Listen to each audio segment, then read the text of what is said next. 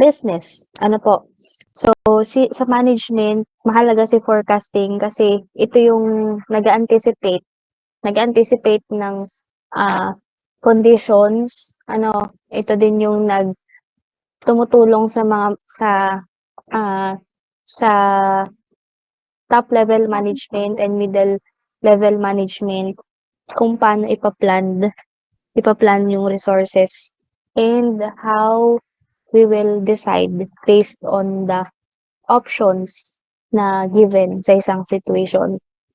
Yan. So, forecasting, it helps setting long-term goals and formulating strategies. Ayun, so nabanggit ko nga allocation ng resources provides a basis for preparing budgets and financial plans. So, usually, si budget is binibigay lang siya ng client. So, sasabihin nila sa inyo, okay, ito ang budget mo, 10 million.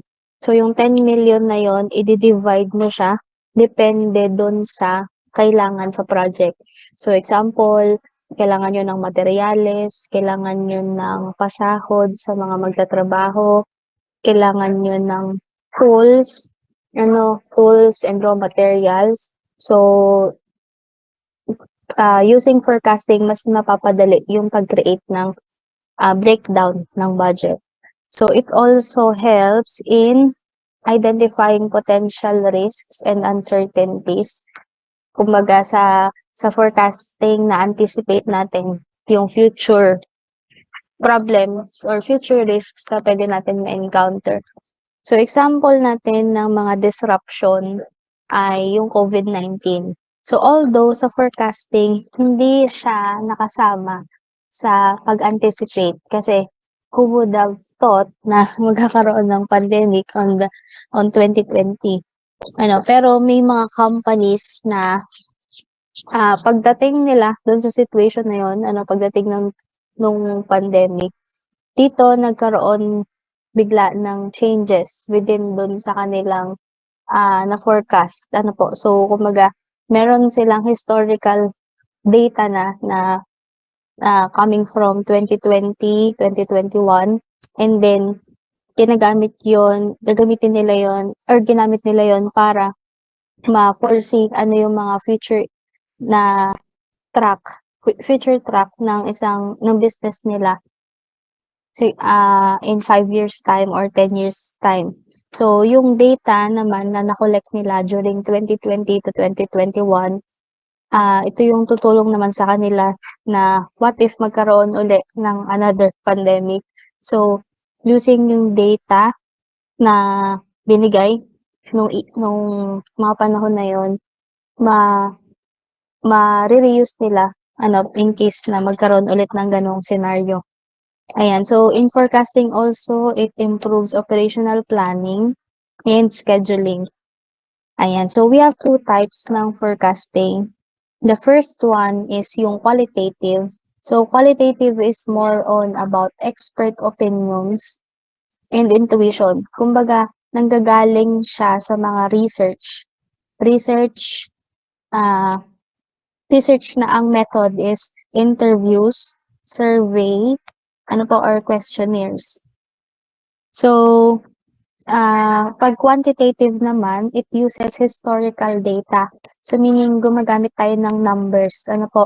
Numbers and statistical method to forecast. Kumbaga, hindi na lang based doon sa mga research, kundi may numbers na tayong pinagbabasehan. Ayan. Okay, so, meron din naman tayong tinatawag na short-term and long-term forecasting. So, usually kapag short-term, ito ay nasa part ng 1 to 2 years. Ayan. Then, kapag long-term, ito na yung hanggang 5 to 10 years. So, pinagkaiba nila, kapag short-term, mas maliit yung coverage niya. Pwedeng days to a year. Yun nga, so maximum na natin mga 2 years. Considered pa rin yun as short-term forecasting. Pero kapag long-term, lagpas na to ng Ayan, 5 to 10 or dito sabi dito nag-e-extend siya often ng 3 to 10 years or more. So usually ginagamit si long term for strategic planning and long-term investments, while short term is for immediate planning and operation decision. Kumbaga naka-focus siya for day-to-day activities. Purpose ng short term is naka-align siya regarding sa efficiency ng operations, pag-allocate ng resources, pag, ah, anticipate ng demand and cash flow management. For long term naman, yun nga, more on strategic siya, ah, more on long-term investments siya ng company, lalo na kung mag-invest sila sa ibang industry sector. So, pag nag-invest sila in another industry sector, that is considered as long-term forecasting.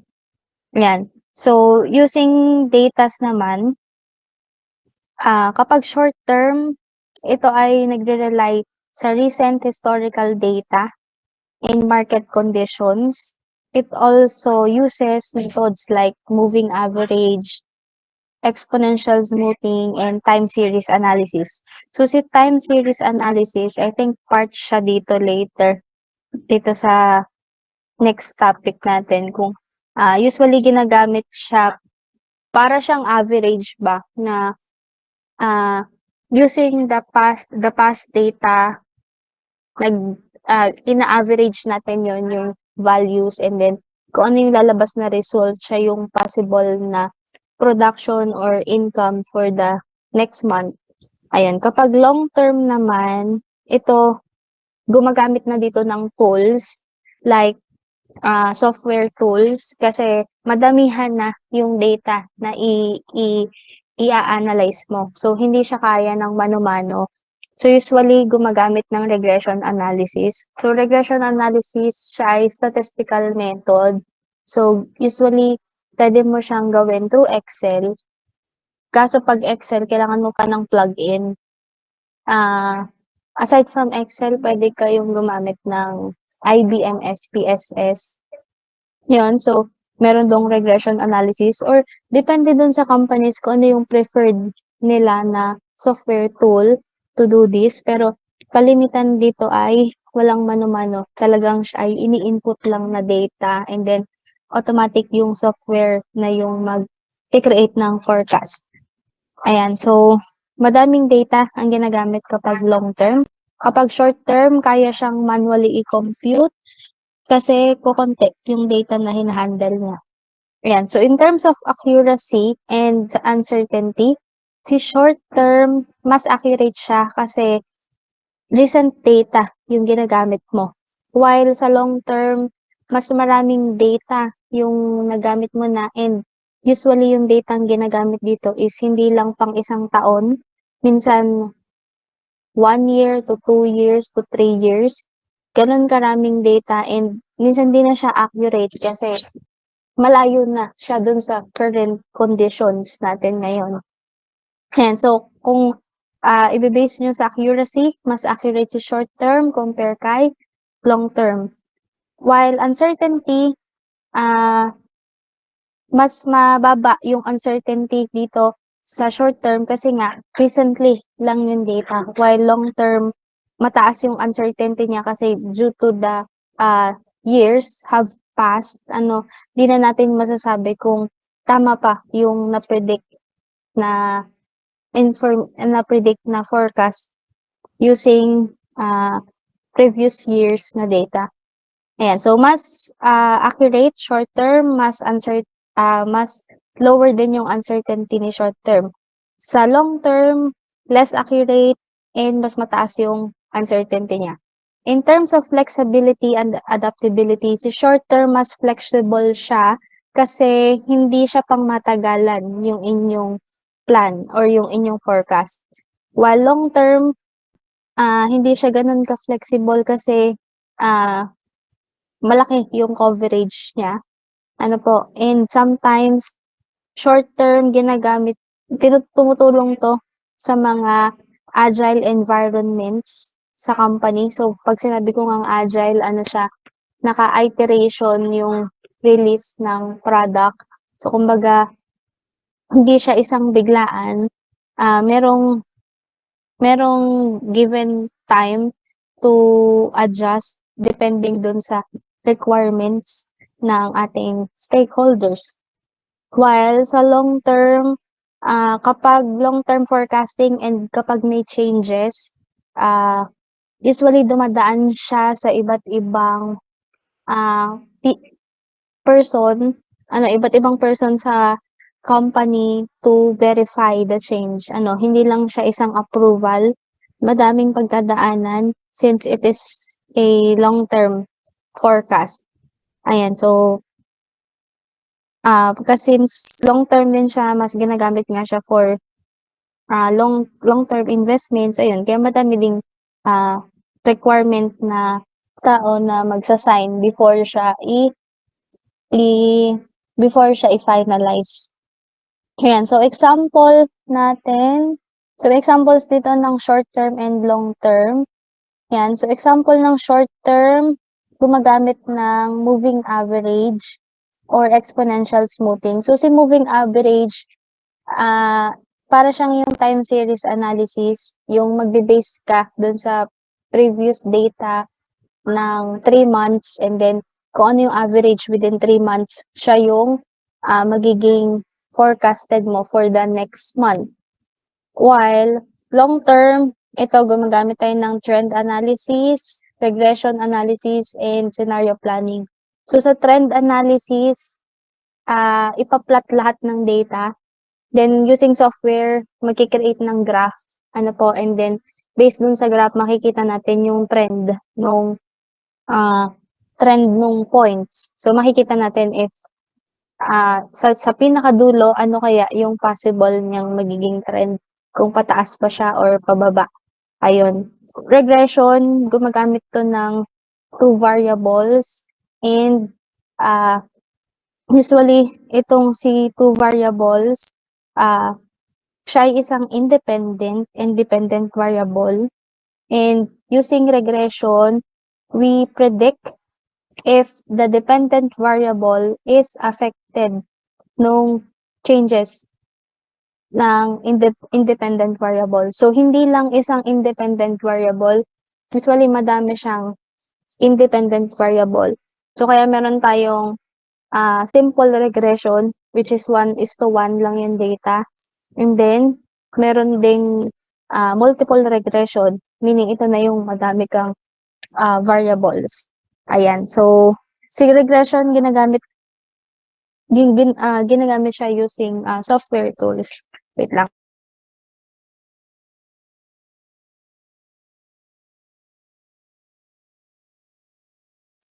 Okay, so for forecasting in oil and gas industry, so ang importance ni forecasting is we identify yung, production levels, production levels na required ng ng ating market. So makikita kasi dito na, tuwing kailan ba mataas yung demand natin for oil. So example, mataas siya tuwing bare months, hindi lang pala bare months, around December or December and yung mga panahon ba na may, peak season kasi yung panahon na yon, ito yung maraming tao yung nagta-travel sa mga gantong season. So, 'pag nasa mga ganong time, mas mataas yung demand natin for oil.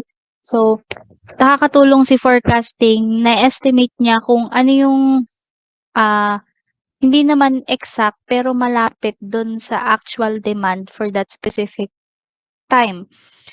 Using din forecasting in oil and gas, it also maintain the inventory levels sa supply chain. Ayan. And it also guides the decision on capital investment in exploration, drilling, and infrastructure in oil and gas projects. Yan. So usually, ang ang nagbe-benefit ng forecasting is nasa middle management up to top management. So, it also assists in setting competitive and profitable pricing strategies based on market trends. And lastly, it enhances the efficiency of the supply chain since nga nagke-create tayo ng estimated demand for a specific period of time, na-anticipate natin yung mga disruptions. So, ano ba 'pag sinabi nating disruptions? Sa disruptions, ito yung time na mababa yung demand, as in sobrang baba niya. Ah, 'Pag nag-create ng forecast, nababawasan yung ipo-produce for that specific time and nakaka-less yung companies sa kanilang operational costs. Ayan. Okay. So how do we do forecasting? So what are the methods for forecasting? So first is the time series. So si time series is just like the moving average. So as you can see, we have 6 historical data from January hanggang June. So usually itong example natin, meron tayong production levels per month. Ano, 'pag nagawa kayo ng time series, babasahin niyo yung question. So example, ito yung question. Mag-forecast daw tayo for the month of July and then we have to use the past 3 months. So kaya sa solusyon, March, April, May lang yung kasama sa calculation and then divided by 3. So 'pag sinabi kong past 6 months, magsisimula kayo ng January hanggang June.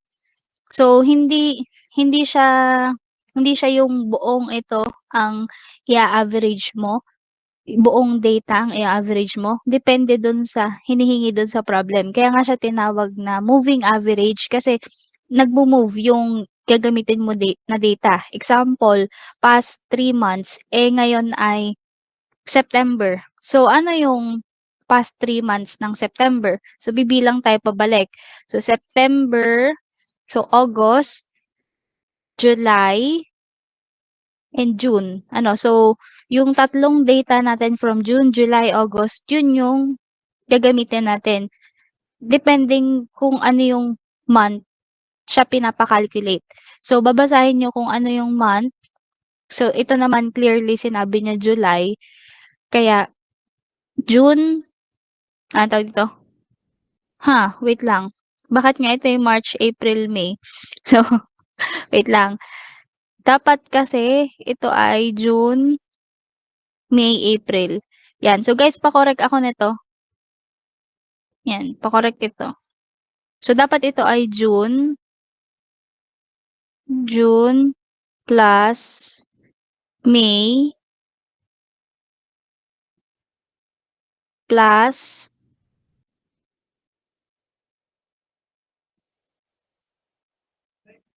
April. Yan. Yan. So, magbe-base kayo dun sa last na given. 'Di ba ang sunod sa June ay July. So, dapat siya ay July, May, April. So, pabura ako nitong March, April, May. Ayan. So, siya ay 3 months. Ayan. Okay. So, ano yung average production natin kung June, May, April? So, meaning papalitan natin to. So, i-average nyo lang siya. So, ito ay 1,350 plus, sorry wala akong pen hindi ko nadala yung pen ko, naiwan ko sa bahay. 1,2 plus 1,250. So, si time series analysis, kasama yan sa exam. Yan. So, nagsasama ako nito. Yan. Tandaan nyo kasama yan sa exam. Yan. Okay. So, ano ating sagot dito sa average production?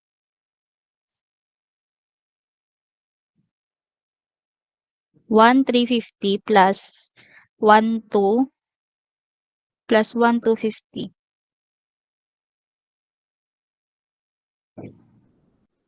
Divide 3. 1,266.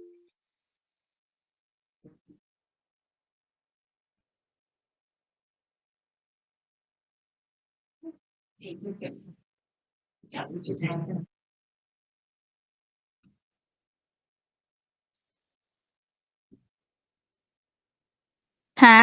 Magkano? 1,266 nga, tama? Yes po, ma'am. Okay. So, yun, pa-correct ako. Ang sagot natin ay 1,266.67. Okay? Ayan. Okay, so ito ay mali. Okay, so si time series, ganun lang siya, i-a-average niyo lang siya and kaya siya moving, may term na moving dahil depende dun sa target na pinapa-compute kung saan siya kukuha ng data. So 'pag 6 months, edi from June hanggang January. Ano po? Okay, let's move to regression. So itong regression, this is, hindi siya masasama sa exam natin kasi usually si regression kina-calculate talaga siya using software. And hindi maka-calculate mo siya manually pero it will take a lot of time to do that. So sa regression we have different types. Ang pinaka-common is si simple line regression. Tama ba? Simple linear pala. Simple linear regression. So, fina-follow ni simple linear regression yung formula ng straight line. So, familiar ba kayo sa straight line? Yung y is equals to a plus bx. So, kapag simple linear regression, yun yung sinusunod niya na equation. So, sa regression, ang ginagawa nila, ah, pina-plot yung data and then from the data itself nagbi-build ng, regression model. Ayan, so nagbi-build ng regression model and, using regression ma-identify mo ano ba yung magiging possible prediction niya in the next few months or in the next few years. Ano po, so dito sa example sa ating lecture, mapapansin nyo dun sa equation, oil price, so usually ito yung Y equals, yung BO siya yung A, plus B1 siya ay B, tapos yung GTB group ay X. Ayan. So, usually ina-identify lang yung data and then i-input siya dun sa software and then from there magki-create na siya ng model and then graph. Maggagawa siya ng sarili niyang graph. Ayan, so itong example dito ay simple linear regression siya. So ito guys, yung example dito, hindi given yung exact values like hindi nasabi saan nakuha yung 60, even yung 5, ano po. So, kaya hindi ko na din siya isasama sa exam para hindi na din kayo mahirapan mag-compute and yun nga, more on software kasi yung gamit sa kanya. Ayun. Anyway, so itong formula na 'to ay siya ay anong tawag dito? Simple linear regression. So, if you really want to know bakit naging 76 yung sagot dito, ang pwede nating gawin is we will plot the equation. Ipa-plot natin 'tong mga values. Ayan. So, ipa-plot natin yung values ng ganyan. Tapos meron tayong x and, y. Tama ba? X and y, oo. Tapos 'pag na-plot natin siya, gagawan natin siya ng ido-draw natin yung line na pinakamalapit dun sa mga dots. Ayan. And ang lalabas diyan na value is si 76. Ayan, 'pag pinlot natin yung values. So, wait lang. Iniisip ko kung ano ba yung x and y natin. Kasi nung dati, nagawa na namin 'to, eh. Ano bang sabi sa equation natin? Sabi kasi dito, an oil company wants to predict the price of crude oil, so meaning may price tayo, based on GDP. Ayan. So, ang gagamitin nating data is si oil price and si GDP. So, mapapansin nyo, tatlo yung variables natin. Pero since simple linear regression tayo, 1:1 siya dapat. 1:1. Kaya ito lang yung dalawang values na gagamitin natin. So, ang gagawin natin to calculate that the 76. So, just to show you ha, na 76 yung lalabas na sagot. For example, meron tayong ang pinakamababang price ay 70, tama. So, sabihin natin ito si 70. So, ang increments na gagawin natin ay by 2s. So, 72, 74, tapos 76, tapos 78. Yan. Last ay 80. So, how do we plot? At 70, ang GDP growth natin ay 2.5. So, pwede tayong mag-plot din ng tigpo 0.5 dito. So, we can start at 2.5. Okay guys, kita nyo ba? Sorry mahirap magsulat kasi naka-mouse lang ako. So, 2.5, tapos 3, tapos 3.5. So, ma'am, saan si 2.8? Mamaya. Mamaya natin siya ipa-plot. Ayan. So, so si 2.5 ay 70. So, sabihin natin nandito siya sa point na to. Tapos si 3 ay 75. So, gitna siya nito. Ano? So, sabihin natin dito. So, guys, estimation lang to. Kita nyo, wala akong graphing paper. So, basta itatapat nyo siya kung saan yung points niya.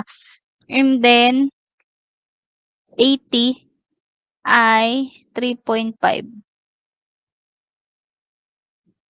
Yan.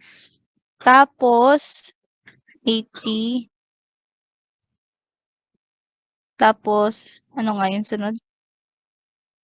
80. 78. 78. Wait lang. 78 si 2.8.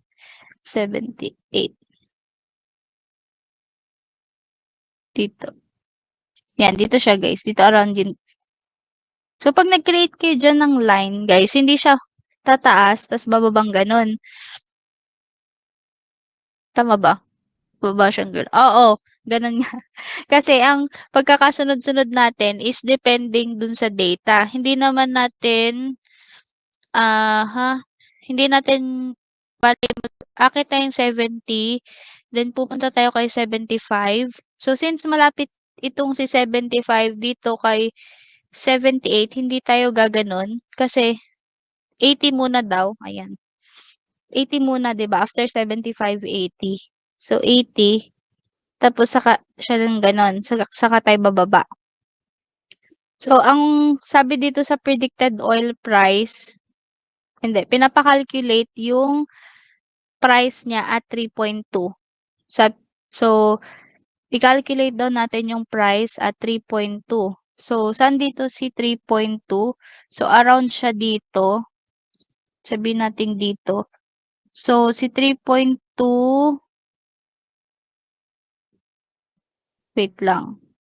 Ayan. So, using dito sa line natin, ayan. So, since ang 3.2 ay pasok sa loob ng, 'di ba, ang pinakamataas natin ay 3.5. So, using dito sa line na na-create natin, hanapin natin saan tatapat si 3.2. So, ayan. Hindi kasi ano yung aking graph. Pero guys, pag ginraph niyo siya, tatapat siya dito sa 76. Ayan. So, sabihin natin si 76 siya. Ayan. So, around dito dapat yung 3.2. Ayan. So, sorry na, hindi pantay. Pero, kaya nakuha si 76 using dun sa line na na-build nung regression. Gets ba? Gets nyo ba? Paano ko siya nagawa? Ayan. So, kayo mag-alala. Hindi ko naman siya ipapasama sa exam. In-explain ko lang paano ba nangyayari yung regression analysis. So, ang gagawin, ipa-plot yung data and then you'll create a line. And then kapag naghanap sila ng ah, prediction na pasok pa dito sa ating ranges, madali mo siya ma-anticipate. Ang magiging struggle lang is, what if ma'am, lagpas na siya sa 3.5? Kasi 'di ba yung last natin ay $80, so 3.5. So dito magiging struggle kasi from taas biglang baba. So 'di natin masabi kung magtuloy ba siya since kulang din yung, ah hindi din exact yung mga values na binigay sa'tin. Pero kung exact siya, yung kumbaga madami pang data na binigay, like isang regression, tapos isa pa ulit na ke-create ulit ng bagong regression analysis using different data, mas madali mape-predict yung continuation nung graph. Anyway, ayun. So, yun yung si regression. And then, scenario analysis. So, sa scenario analysis, ito kasama 'to sa exam. Scenario analysis, dito magbi-build ka ng scenario. So, yung scenario mo is, ah, usually iba-ibang scenarios. Tapos depende using these scenarios, magkakaroon ka ng computation. Wait lang.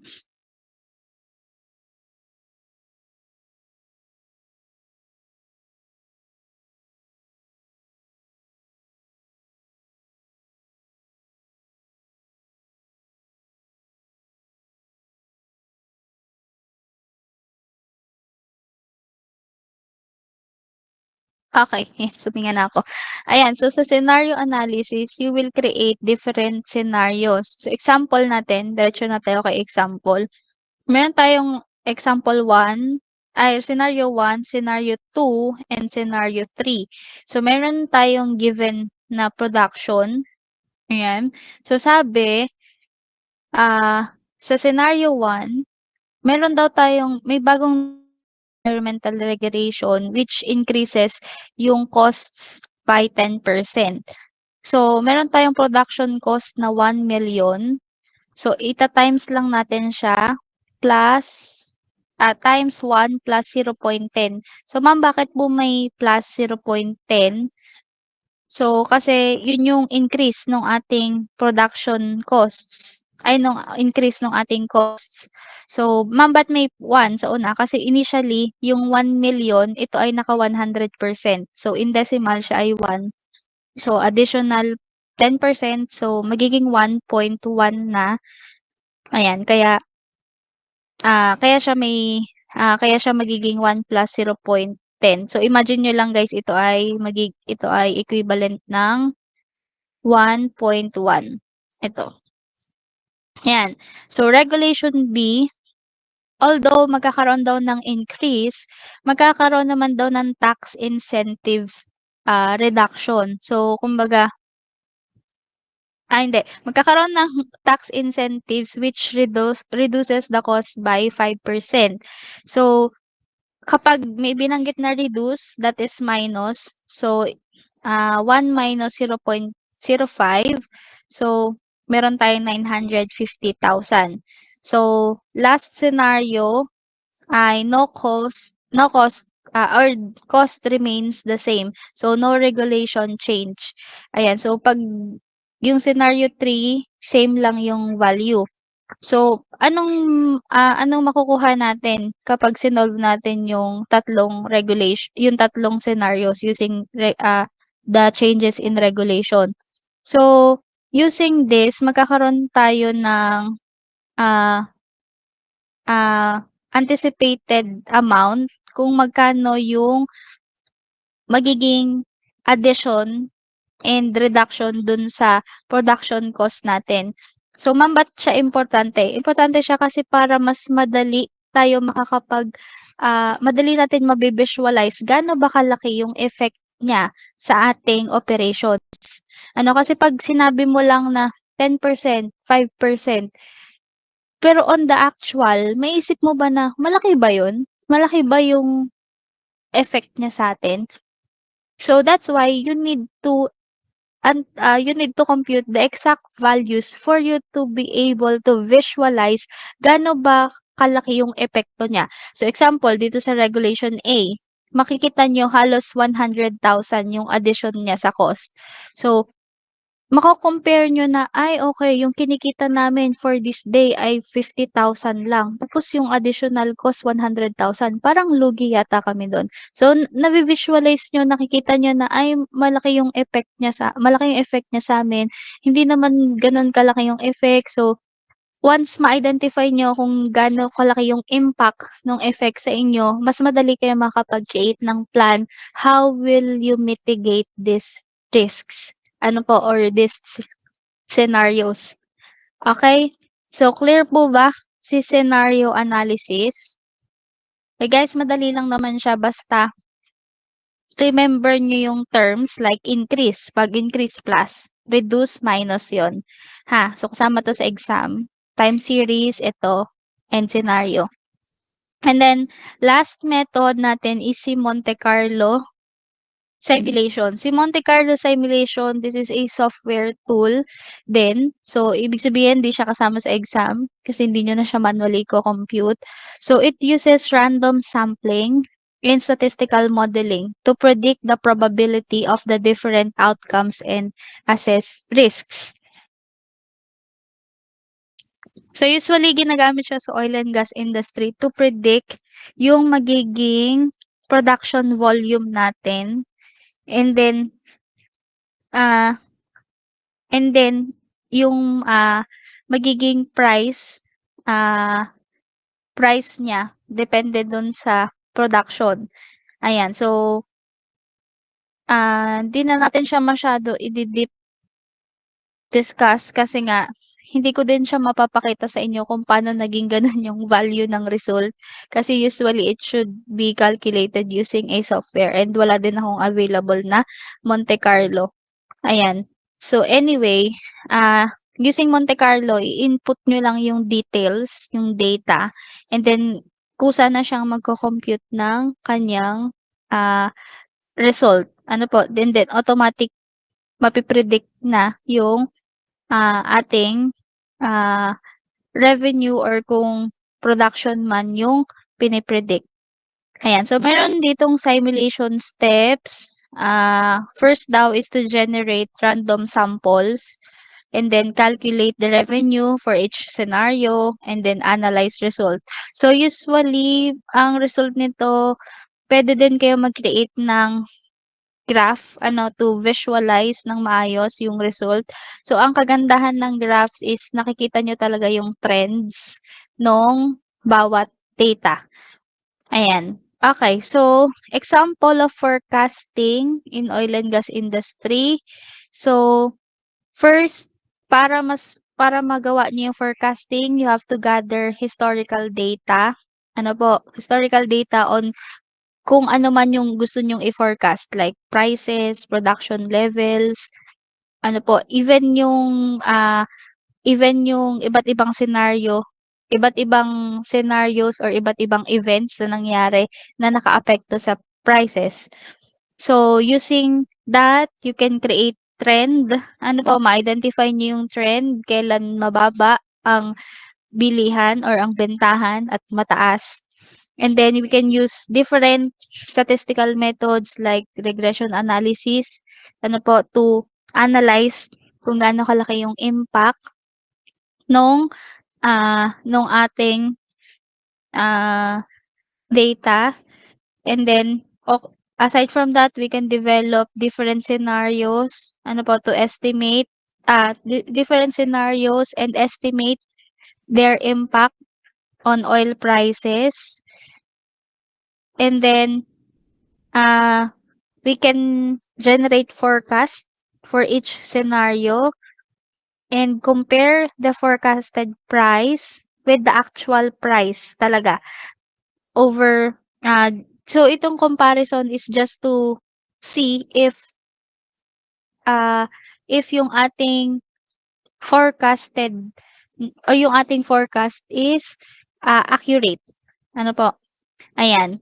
So, dito, ito example lang naman siya ng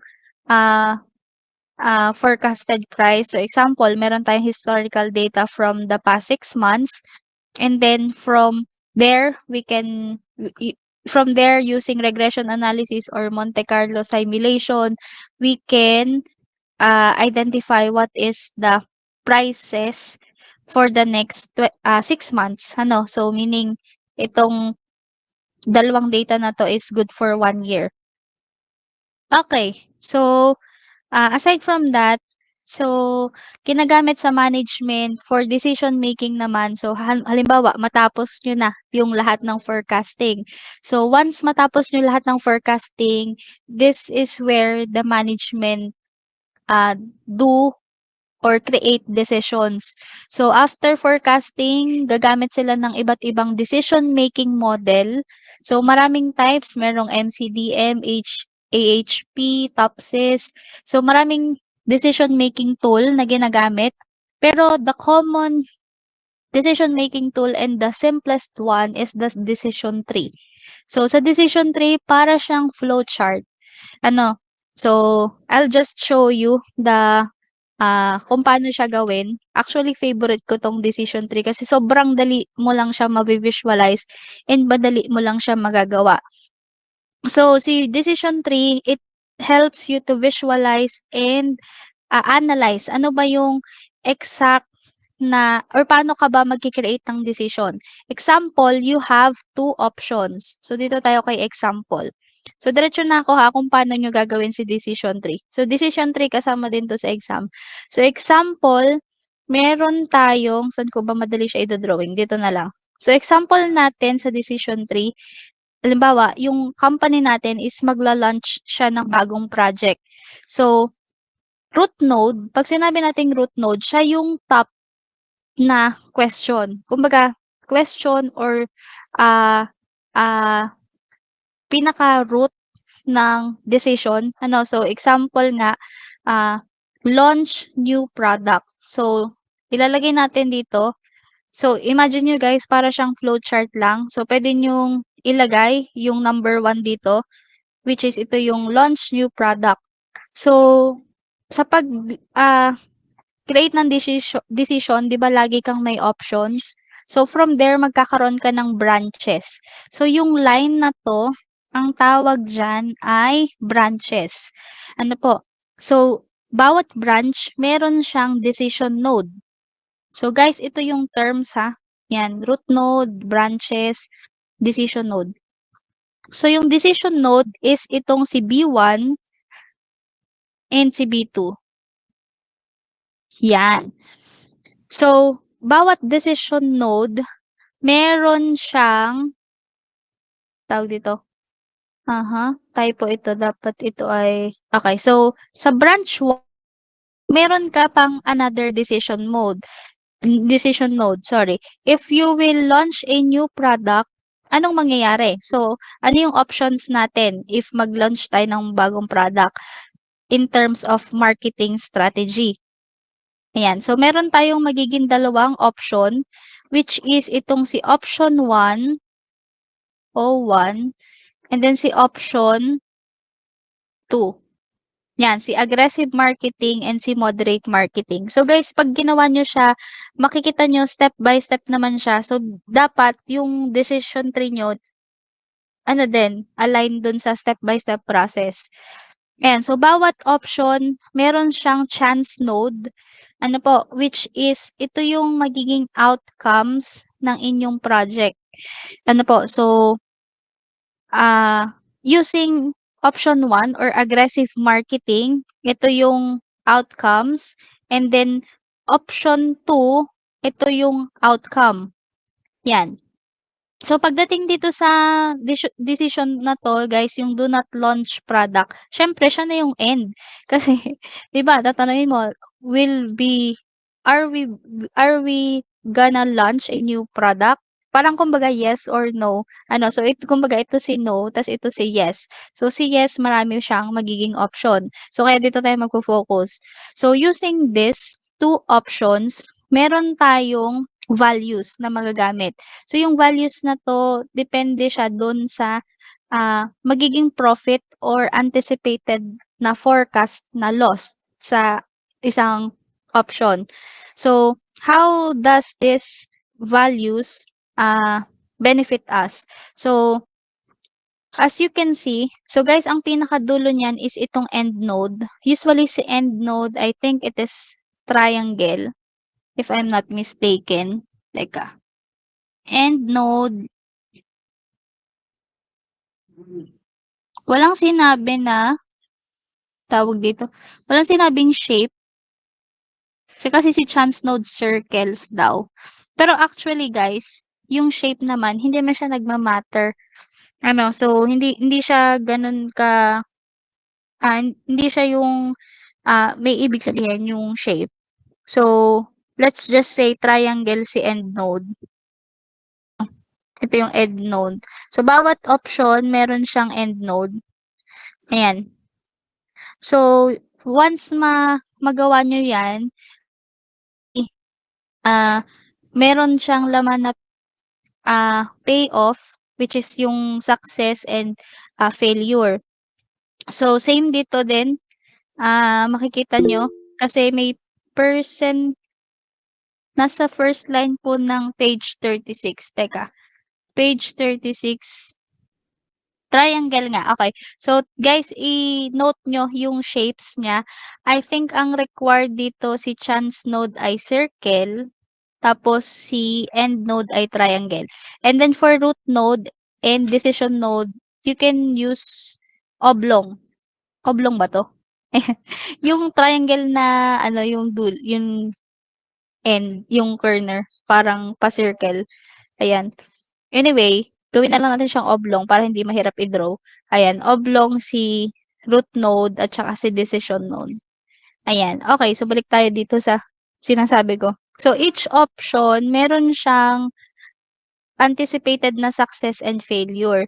So, yung percentage na to, you will use that to calculate ilan yung magiging amount for success and for failure. So, halimbawa, pag sinabing 500,000 yung profit, hindi siya automatic 500,000 yung kikitain nyo. Sabi 70% lang daw yung success. So, what is the 70% of 500,000? So, yun yung magiging value ng inyong success and success and failure. So, saan siya magma-matter? Dito sa computation ng expected value. So, makikita nyo, so hindi kompleto si decision tree nang walang expected value, which is yung EV na term. So, as you can see, 70 i-calculate natin yung yung success and failure. Success niya ay 70% daw, tapos 500,000 yung profit. So, i-multiply mo siya, plus, huwag mong kakalimutan si failure, which is 30% and 200,000. So, 30% times negative 200,000. So, yung magiging value niya, yan, ito yung magiging basis natin in creating the decision. So, kung sino yung mas mataas ang expected value, siya yung mas favorable na option. Okay? So, bakit ma'am? Kasi kumbaga, despite doon sa kanyang losses, ah despite dun sa mga losses niya, nakadepende pa din kasi siya dun sa percentage kung gaano siya kataas magsa-success. So, example dito sa moderate marketing, 50-50 yung chances niya. Ayan, so 50-50 yung chances niya, although mataas yung kanyang success and mababa yung kanyang failure, maliit pa rin yung expected value natin. So, sa businesses guys, more on risks siya. So once makita na mataas yung kanyang expected value calculation, yun yung nagiging favorable option sa kanila. So, wag niyong kakalimutan in making decision tree. So, hindi lang yung drawing. So, importante itong drawing. So, ang gagawin ko sa exam, ibibigay ko lang tong scenario. And then, kayong bahala kung paano nyo siya i-drawing na ganito. So, just follow yung required na shapes dito and yung pagkakasunod-sunod. And then, ika-calculate nyo sa dulo si expected value. Pag walang calculation na expected value, mali na yon. Hindi na siya decision tree. Kasi pag drawing lang, flowchart lang yon. Ano po? And at the same time, kailangan nyo nung ganito, yung kumbaga conclusion. Okay. So, gets po ba sa decision tree kung paano siya gawin? So, kailangan nyo siya i-draw and then calculate expected value and then decision. So, yung scenario, that is always given. Siyempre naman, paano nyo magagawa yung decision tree? Ano po? Okay. So, okay po ba? Nagkakaintindihan po tayo doon? Okay, sige. So, for the next part, we will be ayan. So, this is for your next activity. So, this is individual, ha, kanya-kanya kayong sagot. So, sa number 2, kayong bahalang mag-create ng sarili niyong scenario. So, hindi ko kayo ililimit. So, dito ko malalaman kung nagayahan kayo, ano, pag pare-parehas kayo ng scenario. Ayan, so, nagbigay lang siya ng specific na senaryo, siyempre magkakaiba-iba kayo sa values. So, kayo nang bahala kung paano nyo siya kukomputin as long as dapat makagawa kayo ng decision tree and you have to calculate the expected value for each decision path. So, kayong bahala kung gusto nyong 5 ang decision nyo or sorry, kung gusto nyo 5 yung outcome nyo, kayong bahala. Basta magawa nyo si decision tree. Ayan, so saan isusulat? Dito lang sa page 39. Pag hindi kasya, ituloy sa likod. Okay? Okay po. May question po. So, week 8 pa naman ang submission ng lahat-lahat. You have your time. You have a lot of time to finish the activities. So, bawal na magpa-extend. Baka may magsabi sa akin, ma'am, pwede pa po bang extend? Yun na yun. Yun na yung pinaka-extension ko, ha? Week 8. Okay. So, lecture 3, kaya pa ba? Charot. Sige. Next meeting na to. Lecture 3, next meeting na. Kinabahan kayo, no?